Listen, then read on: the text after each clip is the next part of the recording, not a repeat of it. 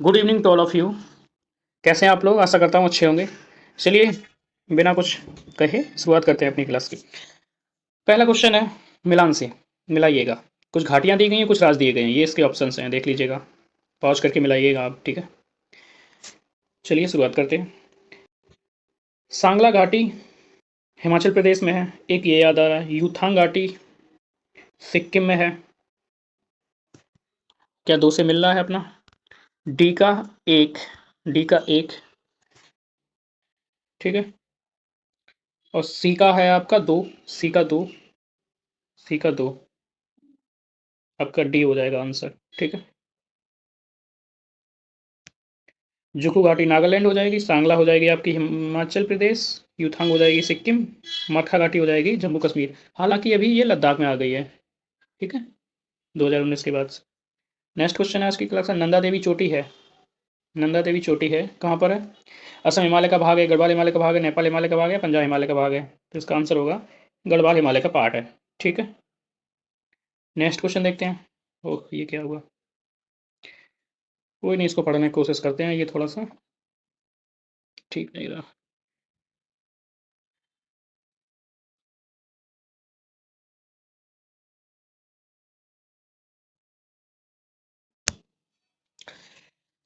पहला दिया है यहाँ पे, डोडा बेटा की चोटी। ये मध्य प्रदेश है, एमपी। ये नागालैंड है, ये राजस्थान है, और ये आपका तमिलनाडु, ठीक है। ये डोडा बेटा है, तो डोडा बेटा आपकी कहाँ है? तमिलनाडु में, ठीक है। चौथी का ये हो जाएगा। और आपकी गुरु शिखर है आपकी राजस्थान में, गुरु शिखर राजस्थान में है। सारामती है आपकी नागालैंड में, और धूपगढ़ की चोटी आपकी एमपी में। तो इस प्रकार से इसका आंसर आप निकाल सकते हैं, चौथे का ए, चौथे का ए। कोई नहीं, इसका बाद में निकालते हैं आंसर, ज़्यादा कन्फ्यूजन हो रही है। पादप एक सुविधा है। पादप एक सुविधा है क्या? रोग मुक्त परिस्थितियों में पौधों को उगाने के लिए, पौधों की संकटापन्न प्रजातियों इंडेंजर्ड स्पीसीज के संरक्षण के लिए, नियंत्रित परिस्थितियों में पौधों को उगाने के लिए, उत्परिवर्तन म्यूटेशन प्रेरित करने के लिए। आंसर सी है इसका। नियंत्रित परिस्थितियों में पौधों को उगाने के लिए एक टेक्नोलॉजी है, ठीक है। पादपाल है, यानी कि पादपाल है, यानी कि पादपों को पालना, ऐसे समझिएगा। नेक्स्ट क्वेश्चन, क्रांतियां हैं और इनके ऑप्शन दिए गए, मिलाइएगा आप। ये तो काफ़ी इजी लग रहा है।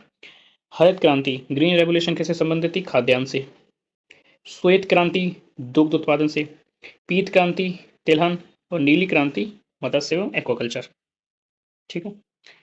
इसके ऑप्शंस देख लीजिएगा, मिला लीजिएगा ऑप्शन अपना।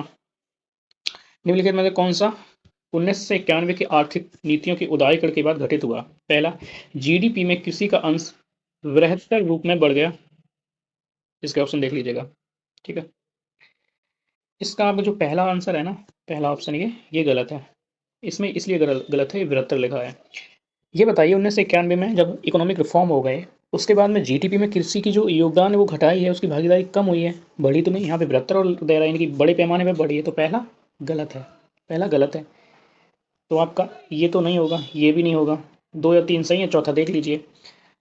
चौथा कह रहा है भारत में विदेशी विनिमय भंडार बेहतर रूप से बढ़ गया। हाँ, ये बात सही है, जो हमारा फॉरेक्स है ना, ये बढ़ गया, और बहुत ज़्यादा बढ़ गया। नेक्स्ट क्वेश्चन है, भारत में निम्नलिखित में से किन्हें कृषि में सार्वजनिक निवेश माना जाता है? पब्लिक इन्वेस्टमेंट, ठीक है। इन्वेस्टमेंट का मतलब सीधा ये होता है कि उन चीज़ों का निर्माण करना जिससे कि उत्पादकता बढ़ती है, उत्पादन बढ़ता है। कृषि की बात करें तो सिंचाई है, रोड है, बिजली है, इत्यादि। तो इसमें कहा गया, पहला, सभी फसलों के कृषि उत्पादन के लिए न्यूनतम समर्थन मूल्य निर्धारित करना। ये देख लीजिए कूट। इसमें तो आपका ऑप्शन पहला ही गलत हो जाएगा। अगर हर एक फसल पे हम एमएसपी कर देंगे, ठीक है, कर सकते हैं, लेकिन ये आपका पब्लिक इन्वेस्टमेंट नहीं है, ठीक है।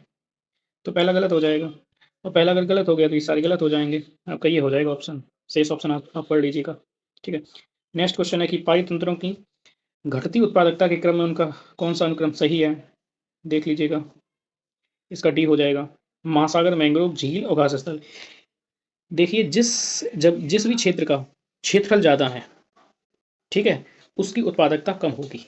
क्यों? क्योंकि वहाँ पर जो जीवाश्म है वो कम होगा, बायोमास। महासागरों की बात करें तो 71% क्षेत्र पर है और उसमें जीवाश्म कितना होगा, पादप कितने होंगे, ठीक है, उसमें जीव जंतु कितने होंगे, बहुत कम है उसकी तुलना में। नेक्स्ट क्वेश्चन, धर्म तथा रीत भारत की प्राचीन वैदिक सभ्यता के एक केंद्रीय विचार को चित्रित करते हैं, ठीक है। इसमें देखिएगा ऑप्शन सब, धर्म व्यक्ति के दायित्वों एवं स्वयं तथा दूसरों के प्रति व्यक्तिगत कर्तव्यों की संकल्पना है, बिल्कुल सही है। धर्म का मतलब स्वकर्तव्य पालन से लिया जाता है भारतीय समाज में। तो ये मूलभूत नैतिक विधान था, ठीक है, जो सृष्टि और उसमें अंतर्निहित सारे तत्वों के क्रियाकलापों को संचालित करता था, ये भी ठीक है। आपका ऑप्शन सी हो जाएगा, ठीक है। नेक्स्ट क्वेश्चन देखिएगा, फिर इसको एक मिलाना है। देखिएगा, समता का अधिकार आपको पता है आर्टिकल 14 में है।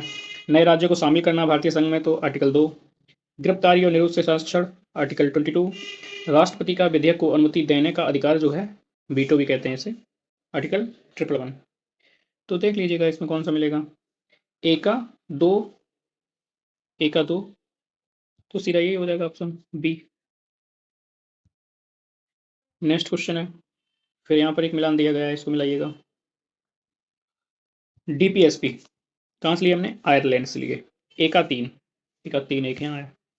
मूल अधिकार फंडामेंटल राइट्स कहाँ से लिए हैं, अमेरिका से लिए हैं, बी का 5, बी का 5 ये भी है।